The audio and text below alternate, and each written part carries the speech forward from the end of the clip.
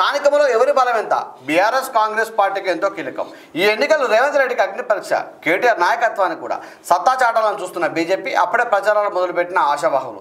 సర్పంచ్ ఎన్నికల్లో వ్యక్తిగత ఇమేజ్కు ఓట్లు, ప్రభుత్వ వ్యతిరేకత ఉందని నిరూపించాలని బీఆర్ఎస్ తాపత్రయం. రైతుల ఓట్లు ఎంతో కీలకమైన వార్తాకథనం వచ్చింది. ఏదైతే ఉందో ఈ విషయంలో కూడా సర్పంచ్ ఎన్నికలకు ఈ యొక్క పార్టీది సంబంధం ఉండదు. ఎందుకంటే వ్యక్తిగత ఇమేజ్ ఉంటుంది. ఇప్పుడు ఎగ్జాంపుల్గా శ్రీకాంత్ గారు పోటీ చేసినా, అరుణ్ కుమార్ పోటీ చేసినా, ఇంకోతను పోటీ చేసినా కూడా ఇక్కడ కేవలం వ్యక్తిగత ఇమేజే. పార్టీలు పనిచేయ మిత్రం. ఎందుకంటే పార్టీలు చూడరు అక్కడ స్థానికంగా.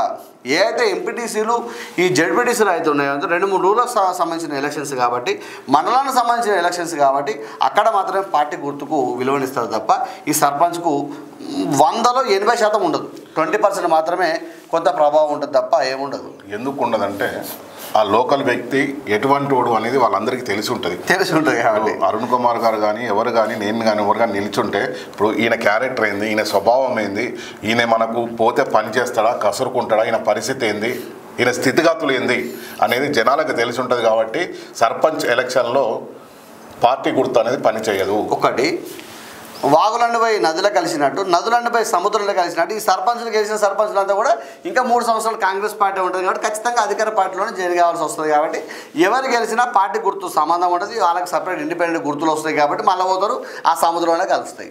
అంతే, అది వాస్తవం. నేను జైన్ అవుతాను అన్నా కూడా 100-80% మంది పోయి జైన్ అవుతారు.